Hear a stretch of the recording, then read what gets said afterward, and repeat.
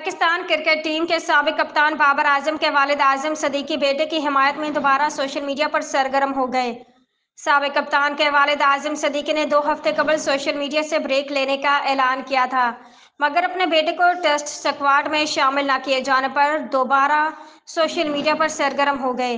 Social media पर जारी किए गए बयान में आजम सदीकी का कहना था कि बाबर आजम को जल्द आपको खेलता और फॉर्म में नजर आएगा। पीसीबी ने उन्हें आराम करने का मौका दिया है। इस्लामाबाद पाकिस्तान तहरीक-ए-इंसाफ पीटीआई की सियासी कमेटी ने दोनों ऐवानों में आईनी तरमीम के लिए वोटिंग के मुकम्मल बाइकाट का ऐलान कर दिया। पाकिस्तान तहरीक-ए-इंसाफ की सियासी कमेटी ने खुसूसी इजलास का अलामिया जारी कर दिया है। पीटीआई अलामिया के मुताबिक पीटीआई की सियासी कमेटी ने दोनों ऐवानों में आईनी तरमीम के लिए वोटिंग के अमल का मुकम्मल बाइकाट का ऐलान कर दिया।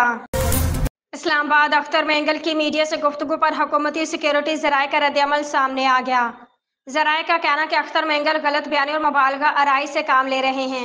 हुकूमती और सिक्योरिटी ज़राए के मुताबिक बीएनपी सरबराह अख्तर मेंगल आज़ादी से घूम रहे हैं और मीडिया से बात भी कर रहे हैं, लेकिन अपनी पार्टी पर जुल्म जबर की अफसानवी दास्तान सुना रहे हैं।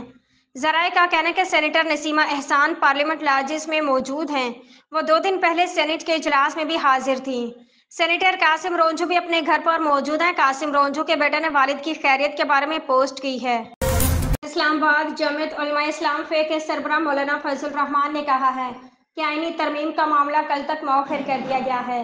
पीटीआई का जवाब मौसूल होने के बाद कल कौम को आगाह करेंगे। बिलावल भुट्टो के हमरा सहाफ़ियों से गुफ्तगू करते हुए मौलाना फजल रहमान ने कहा कि गुज़श्ता रोज़ हमने और पीपी ने आईनी तरमीम पर इत्तफाक राय हासिल किया था, जिसके बाद लाहौर में नून लीग की क़यादत के साथ भी इस पर मजीद मशावरत हुई और हमने जिन नकात पर एतराज़ किया, हुकूमत इससे दस्तबरदार होने पर राज़ी हुई।